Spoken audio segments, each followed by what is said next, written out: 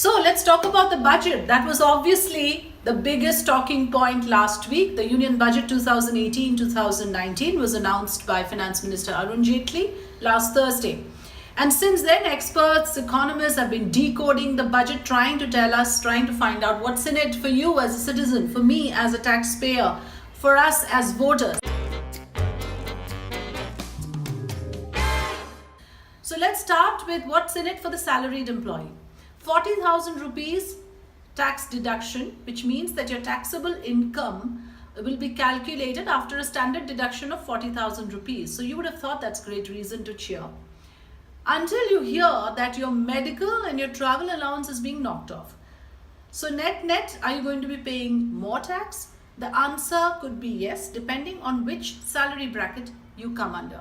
For example, if you earn 15 lakh rupees per annum, your actual income tax could increase by an amount of 5,228 per annum. So that's what it is for the salary. Because remember, income tax cess has been increased by 1%. So therefore, the overall impact of the taxation for the salaried employee remains more or less the same. There is in fact a minor increase if you are in a higher salary bracket. And well, if you are a senior citizen, you are set to gain. Because the earlier deduction limit for taxable income for senior citizen used to be 30,000 rupees. That has been increased to 50,000 rupees. Even in your deposits, there is now a lesser amount of taxation that is being imposed for the senior citizen. And what is in it for India Inc.? Well, there were a lot of expectations that there will be a cut in the corporate tax. Remember, there is a very competitive environment right now when it comes to corporate tax, because globally corporate taxes have been reduced to increase investments. But did that happen? Well, not really. A 25% corporate tax has been imposed for those companies who have a turnover of 250 crore rupees. And what Mr. Jaitley announced is that now reduces the number of companies under a 30% tax slab to 7,000. And let's now talk about fuel. Well, that affects all of us. Has the fuel prices come down?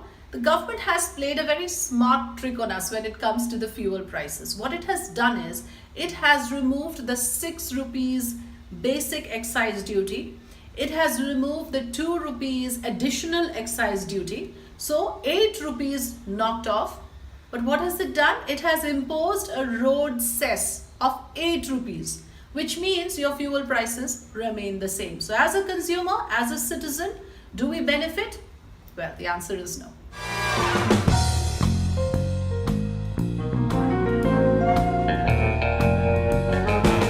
Well, so friends, to sum it up, if you are a salaried employee, you have nothing to gain out of this budget.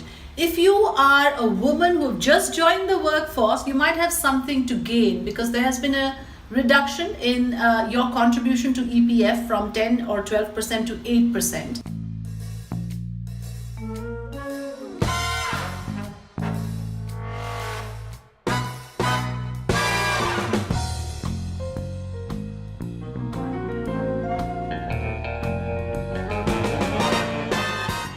But on the brighter side, yes, infrastructure is set to improve. There is a massive allocation in the education sector and in the health sector. And these are very important areas as well for an overall and a collective development of the citizenry.